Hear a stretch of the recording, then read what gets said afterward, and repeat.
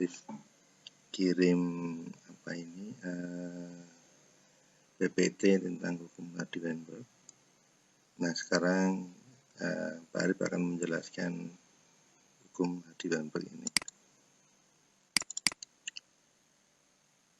Bapak, hukum Hardy-Weinberg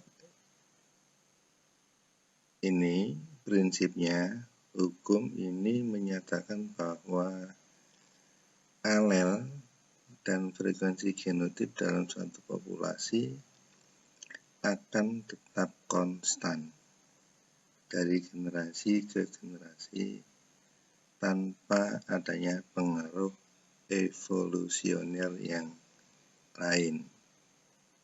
Ini yang dipakai supaya prinsip ini bisa menjelaskan tentang hukum Hardy-Weinberg.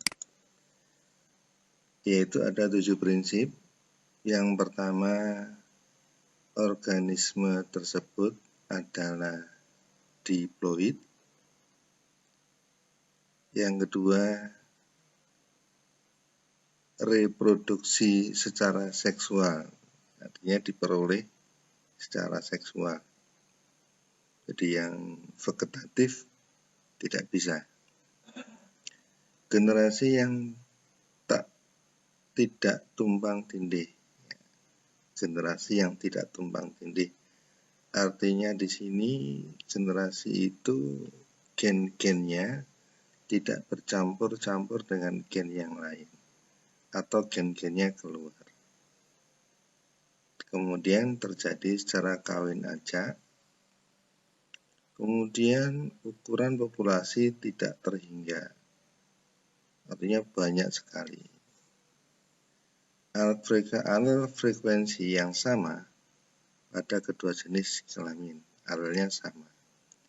Kemudian tidak ada migrasi atau mutasi, bahkan seleksi alam. Ini tidak terjadi. Jika salah satu prinsip ini tidak ada, maka hukum Hardy-Weinberg itu tidak berlaku. Ingat, jika hukum Hardy-Weinberg itu terjadi, maka evolusi tidak akan terjadi. Sebaliknya, evolusi terjadi jika hukum Hardy-Weinberg tidak berlaku. Nah, sekarang ini kita lihat persamaan hukum Hardy-Weinberg. Ya, persamaannya bahwa P kuadrat ditambah 2PQ plus Q kuadrat sama dengan 1.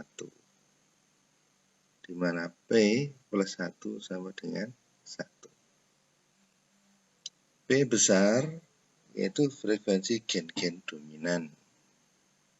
Sedangkan Q kecil adalah frekuensi gen resesif. P kuadrat frekuensi adalah homozigot yang dominan. Sedangkan 2PQ adalah yang bersifat heterozigot. Sedangkan yang Q kuadrat frekuensi alel homozigotnya adalah resesif. Contoh soalnya, misalkan demikian, di daerah A memiliki 2000 siswa dengan komposisi golongan darah sebagai berikut. Golongan darah A itu 800 siswa, golongan darah B 540 siswa, golongan darah AB 480 siswa. Nah, yang ditanyakan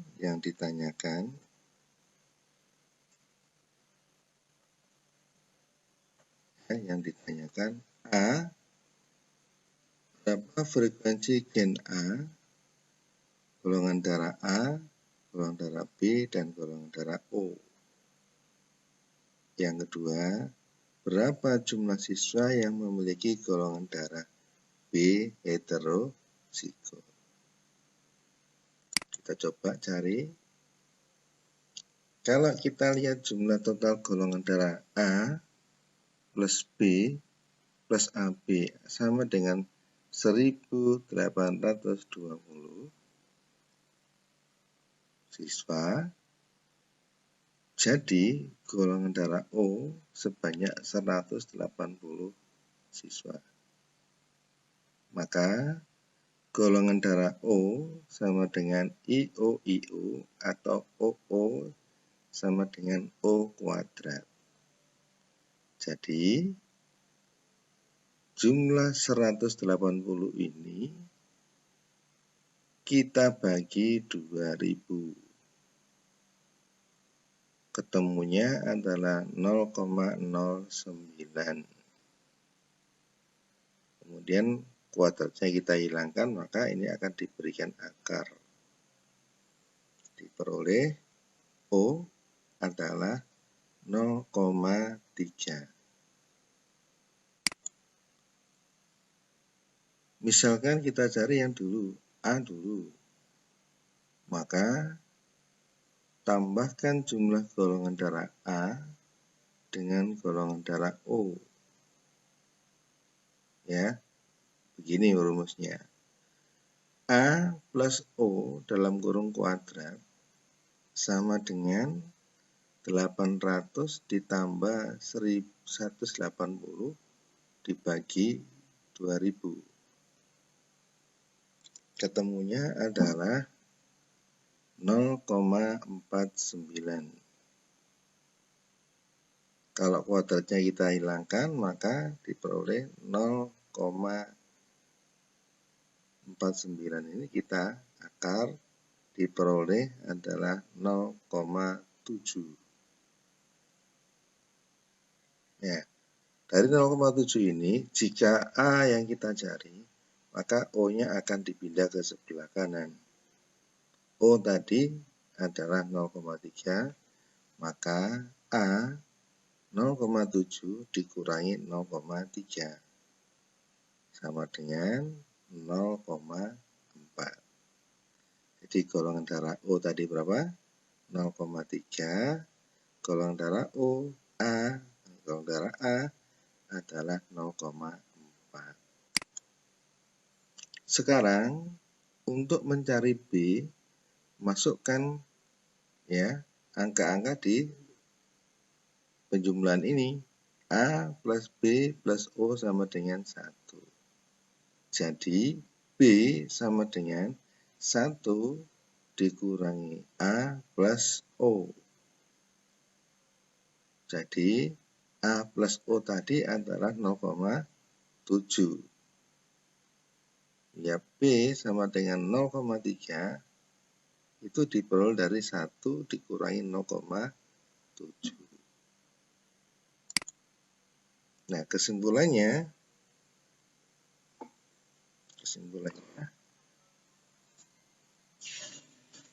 ya, jadi jawaban pertanyaan adalah frekuensi gen A sama dengan 0,4, gen B 0,3, dan O adalah 0,3. Jumlah siswa yang bergolongan darah A heterozigot adalah 2AO. Maka dimasukkan saja 2 dikalikan 0,4 dikalikan 0,3 kali 2000. Maka akan diperoleh adalah 0,24 kali 2000. A heterozigot berjumlah 480 siswa. Contoh lain, jika suatu populasi terdiri dari atas 80 orang yang normal dan 20 orang yang albino. Tentukan frekuensi alel A besar dan A kecil. Frekuensi genotip A besar, A besar, A besar, A kecil, dan A kecil, A kecil. Yang C, berapakah di antara mereka yang diharapkan normal homozigot dan berapa persen di antara mereka yang normal heterozigot. Kita hitung sekarang penyelesaiannya. Diketahui normal 80 orang, albino 20 orang, maka jumlah seluruh populasinya adalah 100. Ditanyakan frekuensi alel AA, frekuensi genotip A besar, dan seterusnya. Jumlah orang yang normal homozigot berapa? Persentase normal yang heterozigot berapa? Frekuensi alel A dan A kecil, ya, yang resesif adalah A kecil sama dengan Q. Maka Q kuadrat adalah jumlah populasi albino di jumlah populasi total, yaitu 20 dibagi 100 ketemunya 0,2. Maka Q kuadrat adalah akar dari 0,2. 0,2 ini diakarkan ketemunya 0,45. Jadi P plus Q sama dengan 1, maka P adalah 1 dikurangi Q, yaitu 1 dikurangi 0,45 sama dengan 0,55.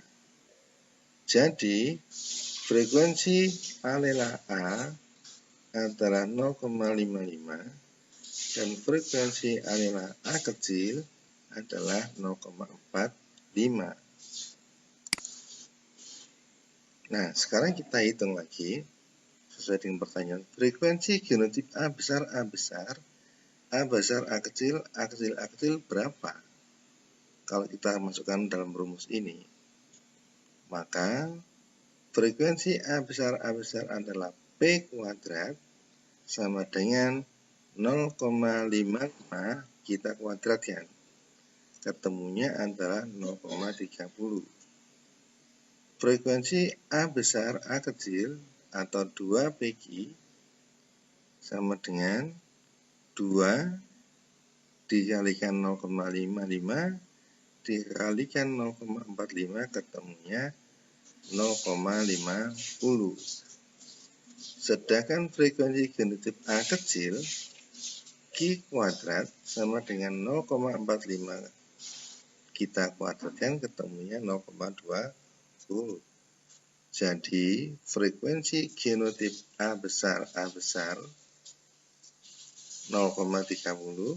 frekuensi genotip A besar A kecil 0,50 dan frekuensi genotip A kecil adalah 0,20. Maka jumlah normal homozigot adalah P kuadrat dikalikan populasi total sama dengan 0,3 kalikan 100 diperoleh 30. Jumlah normal yang homozigot adalah 30 orang.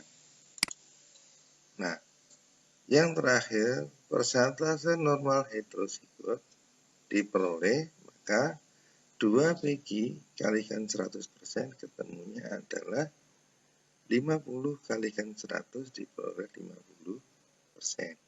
Jadi, persentase yang normal heterozigot adalah 50%.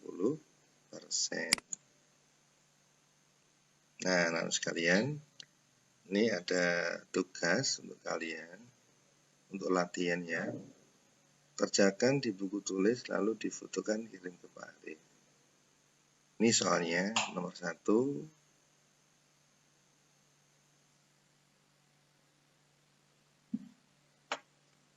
Ya, kemudian nomor 2-nya ini.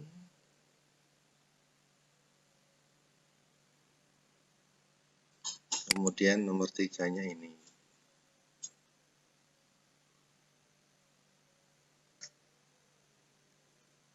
Nah, itu adalah untuk latihan kalian semuanya. Dan ini kalau ini kita anggap sebagai untuk ulangan harian.